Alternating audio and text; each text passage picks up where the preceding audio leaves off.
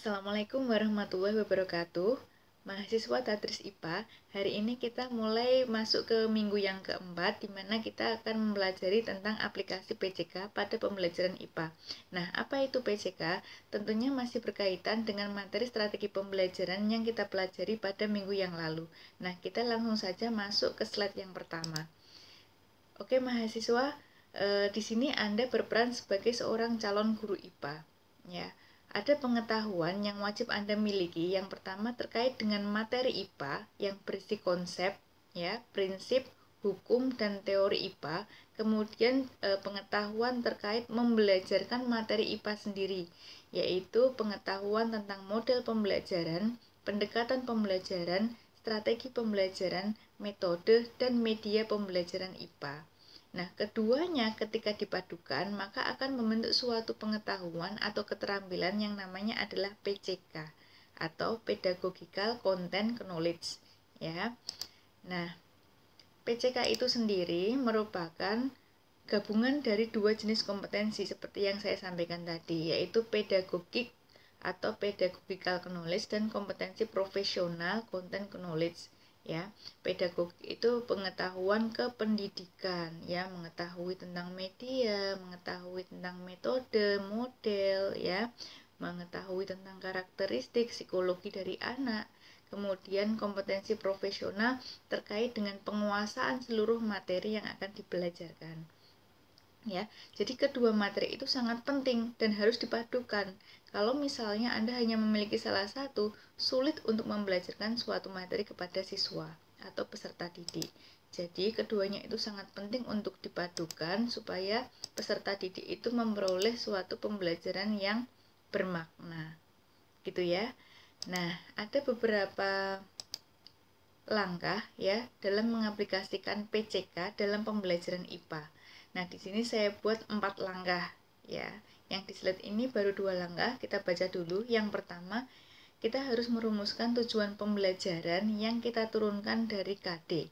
Kemudian karakteristik peserta didik, kemudian kondisi dari sekolah itu sendiri. Nah, langkah yang kedua, kita harus menentukan materi pokok atau materi esensial, materi yang penting untuk dibelajarkan kepada siswa. Tentunya tidak semua materi yang sangat banyak itu kita belajarkan kepada siswa. Kita harus mengetahui materi-materi pokok yang penting untuk dibelajarkan kepada siswa. Ya, yang penting itu memuat produk-produk IPA seperti fakta, konsep, prinsip, dan prosedur. Nah, produk IPA itu maksudnya apa? Tadi saya sampaikan ada yang namanya fakta. Ya, fakta itu apa sih? Fakta itu merupakan pernyataan terhadap benda-benda yang ada dan gejala yang benar-benar terjadi. Benda-benda yang ada di sekitar kehidupan kita dan fenomena atau gejala yang terjadi. Misalnya, ya, mohon maaf ini salah nulis, jagung maksud saya. Jagung itu memiliki satu kotiledon atau satu keping biji. Ya, itu bisa dilihat. Jadi fakta itu bisa dirasakan oleh indera. Ya, misalnya tekstur daunnya itu kasar, tekstur daun dari tembakau itu kasar, itu namanya fakta. Ya, biji rambutan memiliki 2 kotiledon atau keping biji. Itu bisa dilihat dengan indera penglihatan.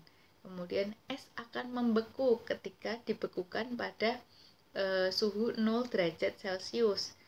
Kemudian Merkurius itu merupakan planet terdekat dengan bumi. Ya, itu contoh dari fakta.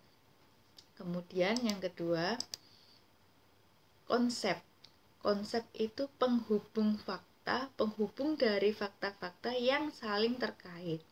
Misalnya, jagung itu termasuk sebagai tumbuhan monokotil. Kenapa? Karena jagung memiliki satu kotiledon atau satu keping biji.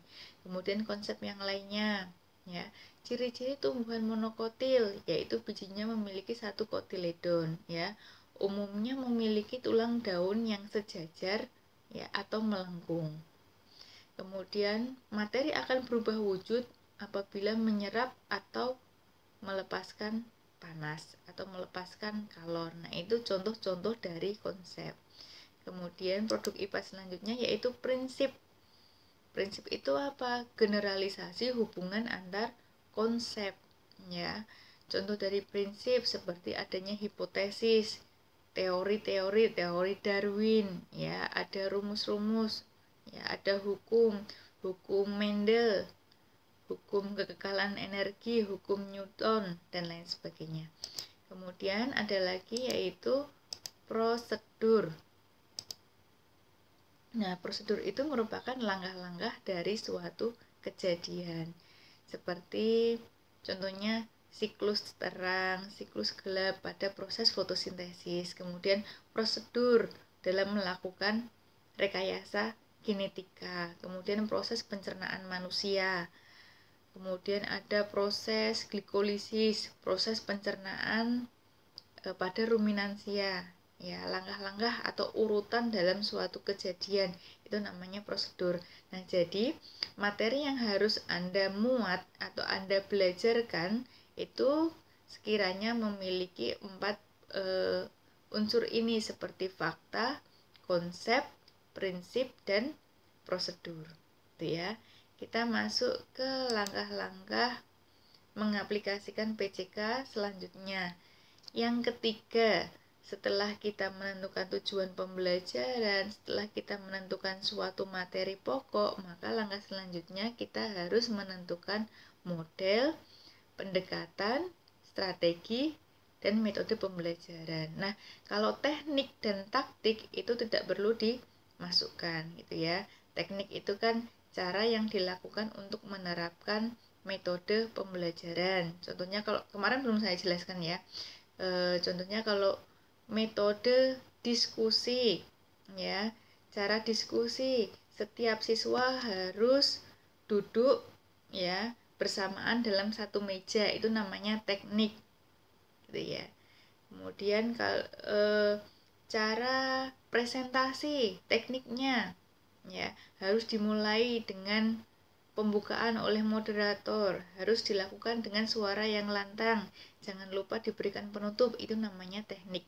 Kemudian kalau taktik itu misalnya gaya guru dalam mengajar, humoriskah, ya, humaniskah, ya, atau otoriter, ya, atau tegas. Nah, itu taktik dalam mengajar, gitu ya. Nah, saya ingatkan lagi, teknik maupun taktik tidak perlu dimasukkan dalam PCK atau dalam mengaplikasikan PCK. Nah, kemudian langkah yang terakhir yaitu menentukan langkah-langkah pembelajaran. Nah, di sini saya mengambil salah satu contoh, ya. Ini tolong dicermati ya, saya menulisnya kecil-kecil karena ini saya screenshot dari Microsoft Word, ya. Nanti kalau ingin mencermatinya lagi silahkan Anda screenshot juga layar saya ini, kemudian Anda perbesar, gitu ya. Anda masukkan ke aplikasi Microsoft Word Anda, ya. Ini saya ambil dari kelas 9, ya, materi bioteknologi. Nah, ada 4 macam kompetensi dasar, ya. Angka 1, 2, 3, 4. 1 itu menunjukkan spiritual, 2 sikap, yang ketiga itu pengetahuan, yang keempat itu keterampilan. 7 itu urutan kompetensi dasar yang ketujuh pada kelas 9. Nah, KD 1 dan 2 sudah saya sampaikan pada pertemuan minggu lalu, itu diterapkan bukan dalam pembelajaran langsung, tapi indirect teaching, yaitu pembelajaran tidak langsung.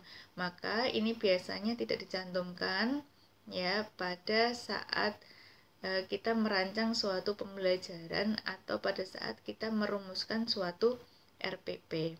Nah, kalau kita membuat RPP atau merancang suatu pembelajaran, yang perlu kita tuliskan yaitu KD 3 dan KD 4. Nah, perlu Anda ketahui semuanya, aplikasi PCK dalam suatu materi ini itu bisa dikatakan kita membuat pra RPP, ya. Nanti kalau Anda sudah ahli tidak perlu kita membuat seperti ini, langsung saja Anda membuat RPP.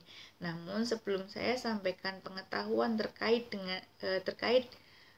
dalam penyusunan RPP, maka saya akan mengajarkan Anda ya tentang bagaimana cara kita mengaplikasikan ya, memadukan antara materi pembelajaran ya dengan strategi pembelajaran ya, atau bisa disebut dengan keterampilan atau pengetahuan PCK gitu ya.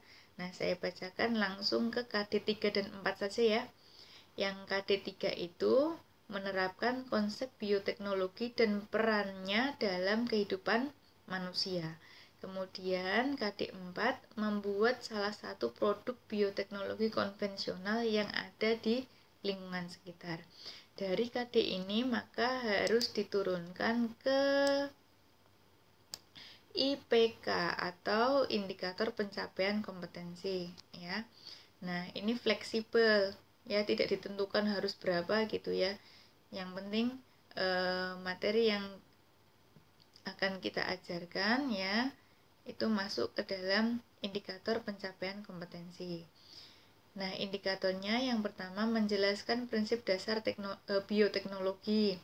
Yang kedua, mengidentifikasi perbedaan prinsip dasar pengembangan bioteknologi konvensional dan modern.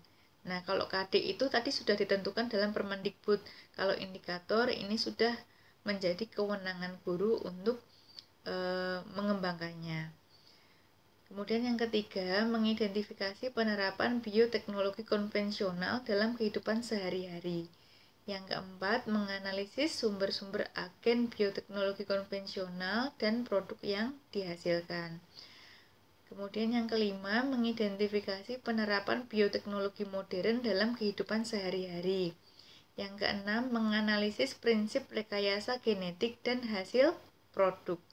Yang ketujuh, mengidentifikasi keuntungan dan kerugian dari penerapan bioteknologi. Yang kedelapan, menentukan prosedur pembuatan produk bioteknologi konvensional tepat guna dan menentukan peranan produk tersebut dalam kehidupan manusia. Ya, kemudian indikator selanjutnya membuat salah satu contoh produk bioteknologi tradisional atau konvensional. Jadi karena tadi KD-nya itu kita diminta untuk, kita kembali ke KD ya, menerapkan konsep bioteknologi dan peranannya dalam kehidupan manusia, maka bisa dikembangkan ke IPK. Nah, yang ke-8 ini kita menentukan prosedur pembuatan produk bioteknologi konvensional bla bla bla bla ya. Nah, dari indikator ini kita bisa turunkan ke tujuan pembelajaran. Nah, ingat pada materi tujuan pembelajaran minggu lalu ya. Minggu lalu pada tiap tujuan itu saya tuliskan melalui kegiatan diskusi, melalui kegiatan eksplorasi, melalui kegiatan presentasi, dan lain sebagainya. Nah, tujuan pembelajaran boleh dibuat seperti pertemuan minggu lalu, ya. Tapi boleh juga dibuat seperti yang saya contohkan pada pertemuan kali ini, ya. Ini langsung saya globalkan saja.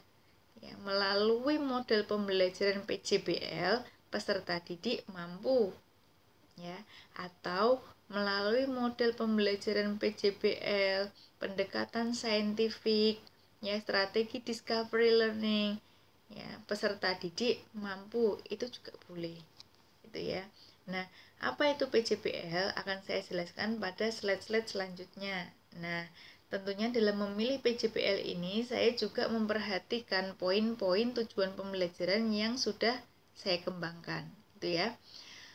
Oke, saya kembali bacakan. Melalui model pembelajaran PJBL, peserta didik mampu. Ya, yang pertama, menjelaskan prinsip dasar bioteknologi dengan percaya diri. Kemudian yang kedua, mengidentifikasi perbedaan prinsip dasar pengembangan bioteknologi konvensional dan modern dengan mengembangkan rasa ingin tahu. Mengidentifikasi penerapan bioteknologi konvensional dalam kehidupan sehari-hari dengan mengembangkan rasa ingin tahu. Ya, menganalisis sumber-sumber agen bioteknologi konvensional dan produk yang dihasilkan dengan mengembangkan rasa ingin tahu. Jadi IPK yang sudah saya tuliskan lagi ditulis ulang dengan menambahkan kegiatannya PJBL ini dan menambahkan karakter yang diharapkan. Mengidentifikasi penerapan bioteknologi modern dalam kehidupan sehari-hari dengan penuh rasa ingin tahu. Masih ada lagi tujuannya, ya, menganalisis prinsip rekayasa genetik dan hasil produk dengan mengembangkan rasa ingin tahu. Mengidentifikasi keuntungan dan kerugian dari penerapan bioteknologi dengan mengembangkan rasa ingin tahu. Menentukan prosedur pembuatan produk bioteknologi konvensional tepat guna dan menentukan peranan produk tersebut dalam kehidupan manusia dengan teliti. Nah, ini untuk pengembangan KD yang keempat, yang keterampilan, yaitu membuat salah satu contoh, ya, produk biologi konvensional. Ini lupa saya tambahkan, inovatif, ya, inovatif secara berkelompok dengan penuh kerja sama. Kemudian mempresentasikan produk bioteknologi konvensional beserta peranannya dalam kehidupan. Oke, itu tujuan-tujuannya. Kemudian selanjutnya kita tentukan materi pokoknya.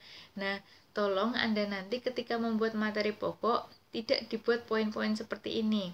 Anda juga menjelaskan materinya, ya.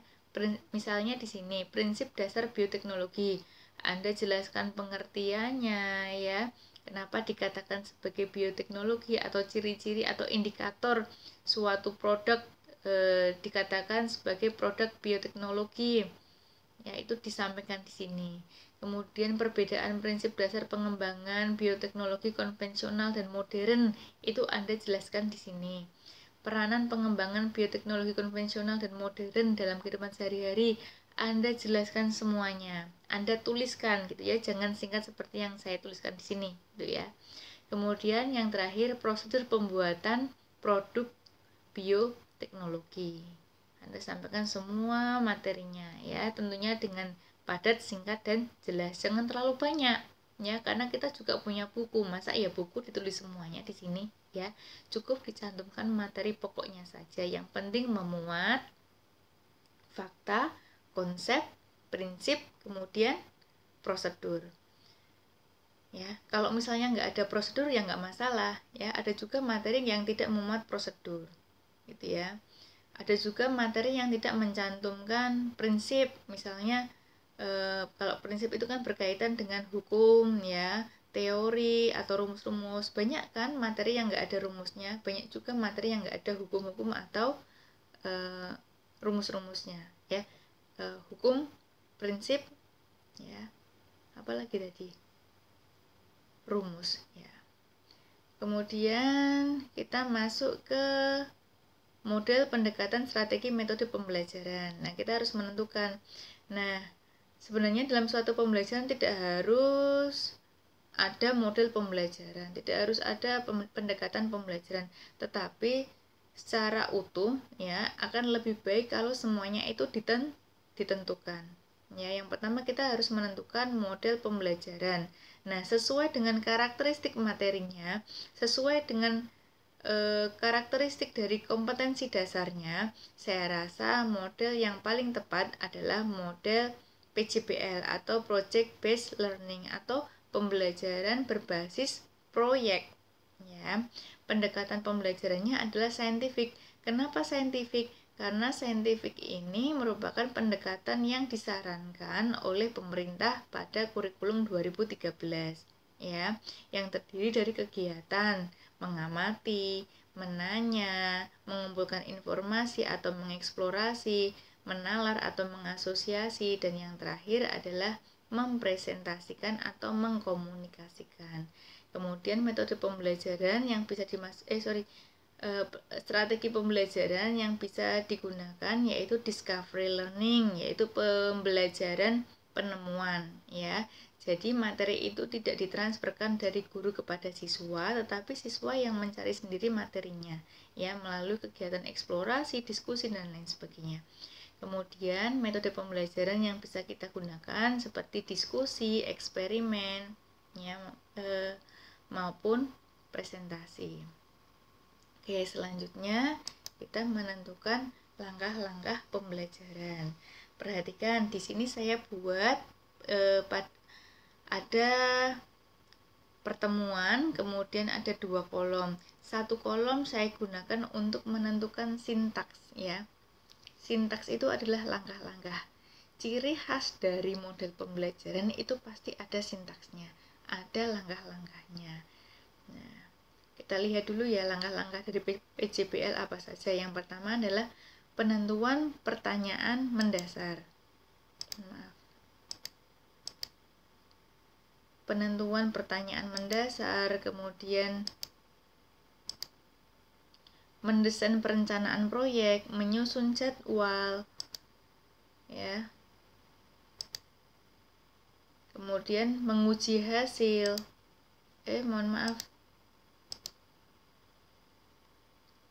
Mendesain perencanaan proyek, menyusun jadwal, kemudian ada menguji hasil.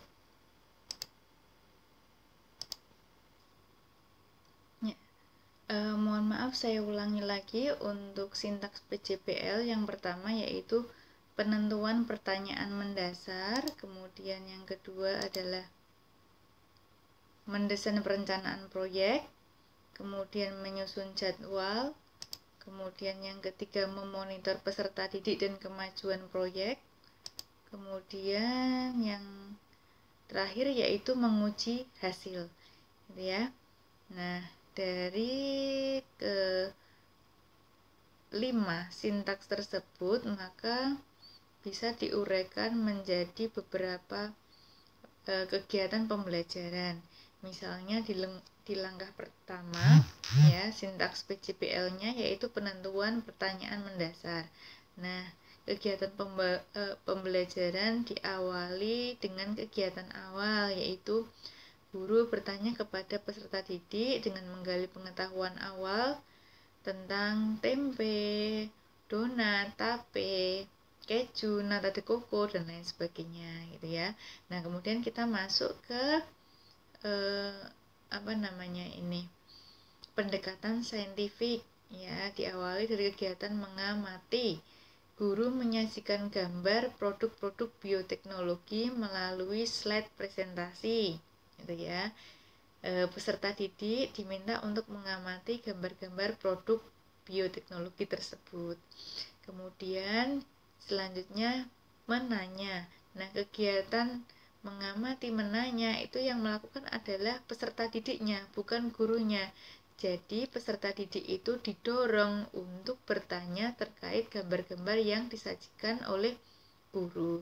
Jadi gambar-gambarnya itu kan macam-macam. Nanti ada sapi ya, ada sapi. Nanti bisa saja peserta didik itu bertanya, "Loh Bu, itu sapi kok produk bioteknologi?" gitu kan?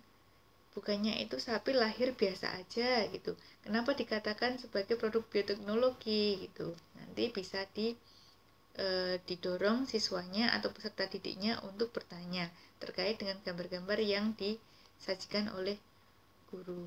Jadi kegiatan mengamati selain menyajikan gambar, guru juga bisa menyampaikan suatu pernyataan ya. Siswa diminta mengamati, itu juga namanya kegiatan mengamati gitu ya. Nah, kemudian kita masuk ke slide selanjutnya, kelanjutan dari kegiatan menanya. Nah, yaitu mengeksplorasi atau mengumpulkan informasi.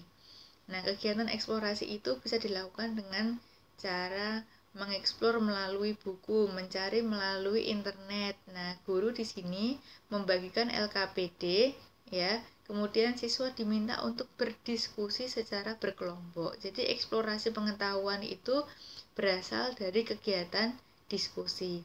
Nah, LKPD itu lembar kerja peserta didik ya, kasih judul bioteknologi.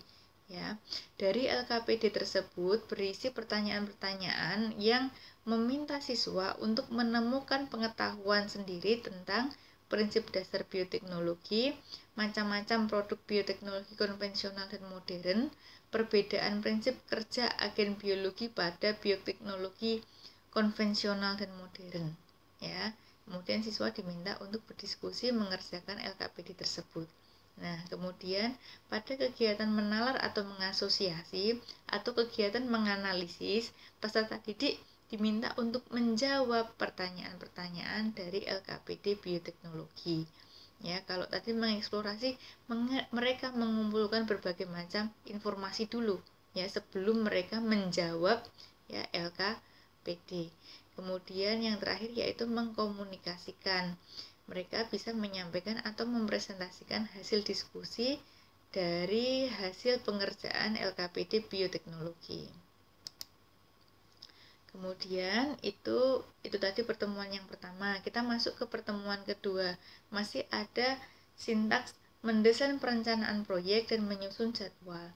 Jadi mahasiswa yang namanya pendekatan saintifik itu bisa dilakukan pada setiap pertemuan. Tetapi kalau misalnya dengan menggunakan sintaks PJBL ini, saya rasa pendekatan saintifik tidak memungkinkan untuk dipraktekkan selama pada tiap pertemuan ya. Pada sintaks atau langkah mendesain perencanaan, peserta didik diminta untuk membuat desain rancangan pembuatan produk inovasi bioteknologi konvensional. Jadi biasanya kalau produk bioteknologi konvensional itu kan berupa tempe ya, tape, keju, yogurt ya dan lain sebagainya. Nah, peserta didik itu diminta untuk membuat inovasi, misalnya mengganti kacang dengan biji terem besi misalnya, itu juga ada. Kemudian mengganti ketika pembuatan tape, mengganti ketela pohon dengan ubi yang lainnya, atau membuat inovasi dengan memberikan rasa yang berbeda, warna yang berbeda, ya itu silahkan. Kalau misalnya membuat produk tempe itu kan ya kita tidak bisa menentukan langkahnya, kan kita mengikut saja ya. Tapi kalau diminta untuk membuat inovasi, mereka akan menambahkan ya atau menentukan langkah-langkahnya sendiri, tidak copy paste dari langkah-langkah yang sudah ada atau sudah biasa ada pada buku-buku pembelajaran bioteknologi. Kemudian guru meminta peserta didik untuk membuat vlog. Jadi ketika membuat produk bioteknologi ya, peserta didik diminta untuk merekam prosesnya dari awal sampai akhir. Ya, kemudian menyusun jadwal, itu masih di pertemuan yang kedua. Guru bersama peserta didik menyusun jadwal pembuatan produk bioteknologi konvensional. Kapan memulainya, kapan konsultasinya, kemudian kapan presentasinya, atau kapan terakhir mengumpulkannya, itu dibahas bersama-sama antara guru dan peserta didik. Kemudian di pertemuan yang ketiga, memonitor peserta didik dan kemajuan proyeknya. Jadi guru meminta peserta didik untuk melaporkan atau menunjukkan desain rancangan pembuatan produk inovasi bioteknologi konvensional. Kemudian peserta didik pun ya secara bergantian berkonsultasi pada guru ya secara bergantian antar kelompok gitu ya. Jadi dalam waktu 1 hari itu ya guru itu mendampingi siswa atau peserta didik menanyakan progres kemajuan dari pembuatan produk bioteknologi konvensional. Kemudian lanjut di pertemuan yang terakhir, yaitu pertemuan yang keempat dengan sintaks menguji hasil. Peserta didik secara berkelompok diminta untuk mempresentasikan vlog dan hasil produk inovasi bioteknologi konvensional. Kemudian presentasi itu dilakukan secara bergantian dengan kelompok lain. Guru membimbing jalannya diskusi kelas agar semuanya ya dapat berkesempatan untuk presentasi. Jadi karena kelasnya itu anggota kelompoknya banyak, maka ya diminta peserta didik itu untuk presentasi dalam waktu yang singkat, padat dan jelas ya, dalam waktu yang singkat gitu ya. Oke, jadi itu sampai pertemuan yang keempat, langkah-langkah yang saya berikan. Jadi nanti mahasiswa bisa melihat kembali ya dari awal sampai akhir. Nah, ini nanti digunakan sebagai inspirasi Anda, sebagai contoh Anda untuk mengerjakan tugas yang harus dipresentasikan pada pertemuan-pertemuan selanjutnya sesuai dengan KD yang sudah saya bagi. Jadi setelah Anda membaca atau melihat ini ya, melihat video dari saya, maka Anda bisa memulai untuk merancang PCK sesuai dengan KD yang saya bagi. Itu ya. Kemudian minggu depan itu tidak ada materi dari Bu Alvira. Minggu depan belum mulai untuk presentasi. Saya kosongkan minggu depan supaya Anda itu bisa berkonsentrasi penuh untuk membuat atau mengaplikasikan PCK pada pembelajaran IPA. Untuk semua kelompok itu mulai mengerjakan minggu depan. Itu ya, minggu depan itu saya kosongkan, tidak ada materi dari saya, tidak ada presentasi, memang digunakan untuk mengerjakan tugas. Gitu ya. Dan kelompok yang pertama itu maju pada minggu yang ke-6. Ini kan minggu ke-4, besok ke-5, minggu depannya lagi adalah minggu ke-6. Gitu ya. Nanti kalau memang ada yang ingin tanyakan seperti biasa, silahkan Anda masukkan ke dalam kolom komentar. Insya Allah saya akan balas satu persatu.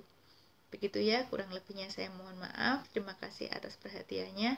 Assalamualaikum warahmatullahi wabarakatuh.